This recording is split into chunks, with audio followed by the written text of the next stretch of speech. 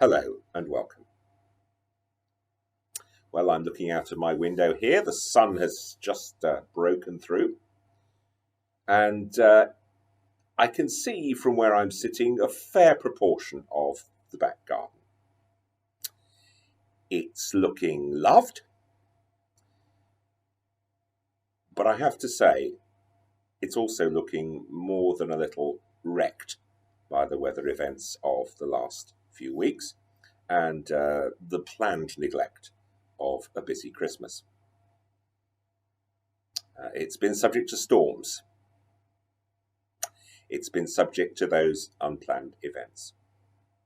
And a lot of open spaces look like this at this time of year.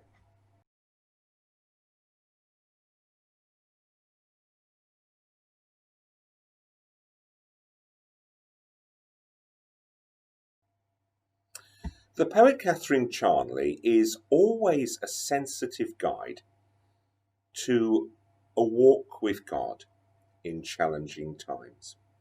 We'll hear one of her poems in a few moments. She is wise in her understanding that when God is at work in us, part of that work may have an unsettling, uprooting, wrecking even effect. We may feel that we have been lashed by storms, bruited and moved about, cut off from our moorings, the branches down, unprotected, although perhaps not as wrecked as this shed, which, not ours, I hasten to add, was subject to a recent gale.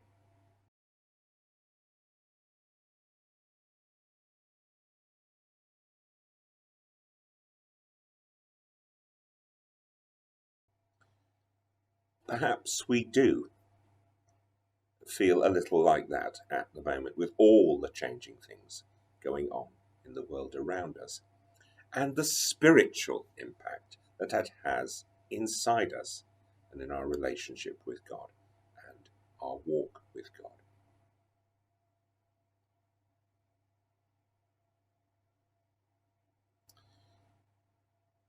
There's something here about needing to be aware that God is at work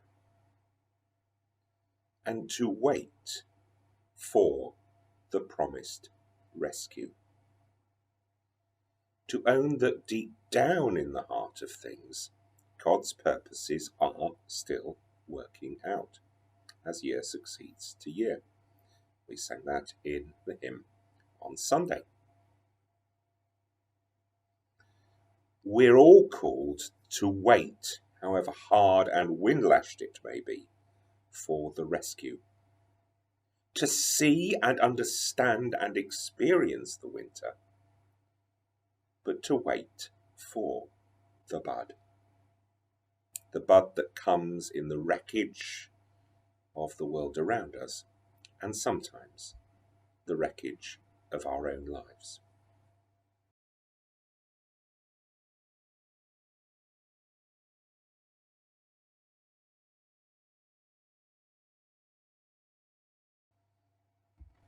Hear the promise of the psalmist to God's people.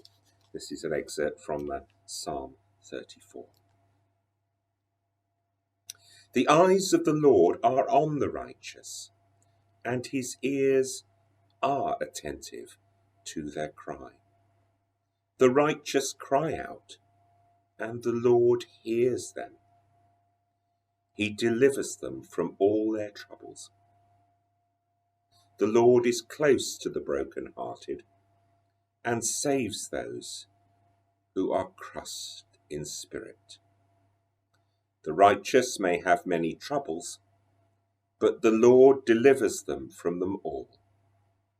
He protects all their bones. Not one of them will be broken.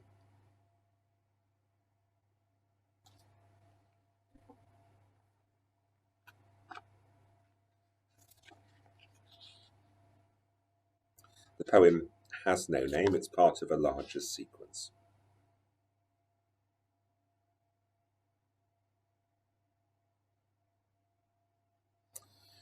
the end of the poem, I'm going to leave you with a painting by well-known animal artist Edwin Landseer. And I suppose he was the original founder of the cute dog video. But it's actually, although sentimental, I think a great painting. It's a true story, actually, of a young girl who was cast adrift in a shipwreck, but was rescued and thought lifeless from the beach by the attentions of the local lighthouse keeper's dog. And that rescue from the wreckage is the closing picture. Let's attend to this verse.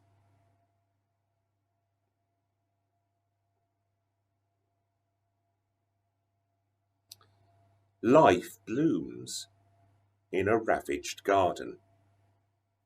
Wild, storm-wrecked, its frailty breaks through the devastation of wind, rain, and sleet.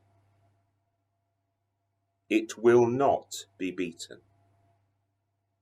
Its sweet scent wafts through weeds and deadly nightshade. Its petals are battered, torn. God is not all kindness. He wrecks us into life.